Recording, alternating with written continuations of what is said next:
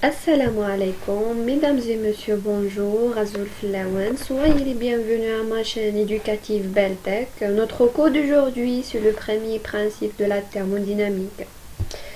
Lorsqu'on étudie un système au cours d'une transformation avant et après, l'énergie totale de ce système s'est conservée. Alors, E total est égal à la somme des EC, l'énergie cinétique, et EC, l'énergie cinétique, EP, l'énergie potentielle, et U. U, c'est l'énergie interne du système.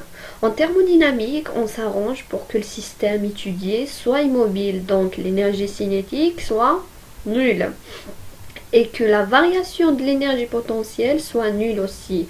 Lors de la transformation delta P est égale à 0. Ainsi, la variation d'énergie du système physico-chimique se réduit à la variation de son énergie interne. Donc, delta U total est égal à delta U, l'énergie interne du système. C'est le premier principe de la thermodynamique. L'énoncé de premier principe de la thermodynamique, c'est la variation de l'énergie interne d'un système fermé lors d'une transformation est égale à la somme algébrique du travail W et de la quantité de chaleur échangée avec le milieu extérieur.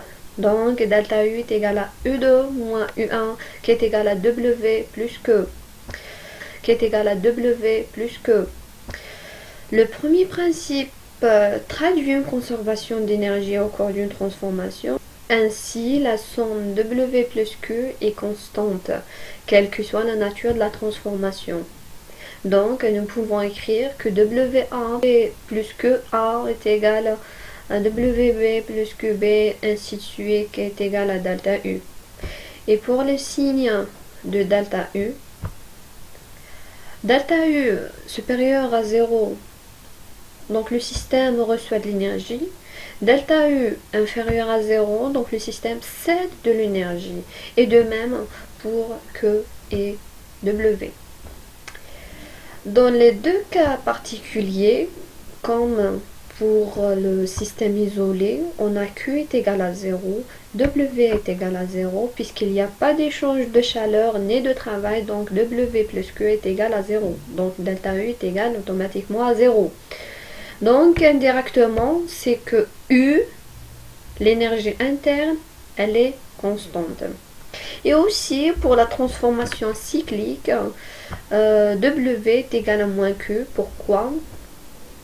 Car delta U est égal à U2 moins U1, qui est égal à Q plus W, qui est égal à 0. Pourquoi? Car lors d'une transformation cyclique, le système subit une série de transformations qui le ramènent à son état initial. Donc, 1, c'est 2. L'état 1, c'est l'état 2. Donc ici, Q plus W est égal à 0. Et W est égal à moins Q. C'est le principe de l'équivalence.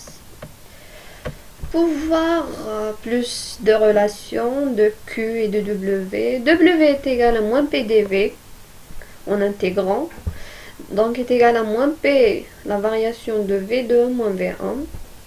Pour la quantité de chaleur Q est égale à 1 CdT ou bien en fonction de masse mCdt. C, c'est quoi? C'est la capacité thermique. C'est une énergie nécessaire pour augmenter la température d'1 degré Celsius. Voilà. Et aussi, delta U est égal à U2 moins U1 qui est égal à la somme algébrique de W, le travail et la quantité de chaleur. Voilà, passons aux applications de premier principe aux réactions chimiques. Le premier cas, c'est le cas d'une transformation isochore. Isochore, c'est que le volume est constant, donc delta V est égal à 0. Ici, donc, W, le travail est nul, puisque dV est égal à 0. Delta U est égal à U2 moins U1, qui est égal à Q.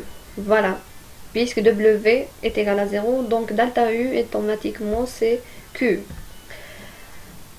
Mais ici, puisque la transformation est isochore, donc volume constante, on peut écrire delta U est égal à QV est égal à 1 CV dt ou bien mCV dt. Q est inférieur à 0, donc c'est une réaction exothermique. Donc, il y a un dégagement de chaleur lors de cette réaction, comme la réaction d'acido-basique. Voilà. Q supérieur à 0, donc la réaction, elle est endothermique. Endothermique, c'est quoi? C'est qu'il y a une absorption de chaleur. Voilà. Q est égal à 0, donc c'est athermique. C'est une réaction athermique. Donc il n'y a pas ni de dégagement de chaleur, ni d'absorption. Voilà. Le deuxième cas, c'est le cas d'une transformation isobare. P est constante. P est constante, donc ici c'est ce qu'on appelle l'enthalpie de réaction. L'enthalpie de la réaction, c'est une énergie ou bien c'est une chaleur à pression constante. Donc delta U ici est égal à W plus Q est égal à moins PDV plus QP. Pourquoi P? Donc puisque on est dans le cas de pression constante. Donc QP est égal à delta U plus PV2 moins V1 qui est égal à U2 plus PV2 moins U1 plus PV1 qui est égal à H2 moins H1. Donc c'est une fonction d'état, elle dépend de U et PV. Donc H c'est U plus PV. Donc QP est égal à H2 moins H1 qui est égal à delta H ou bien ce qu'on appelle l'enthalpie de la réaction. Et aussi comme la chaleur, si il est supérieur à 0, donc la réaction ici absorbe de la chaleur. S'il est inférieur à 0, donc il y a un dégagement de chaleur, c'est une réaction exothermique. S'il n'y a pas ni de dégagement ni d'absorption, donc c'est une réaction athermique.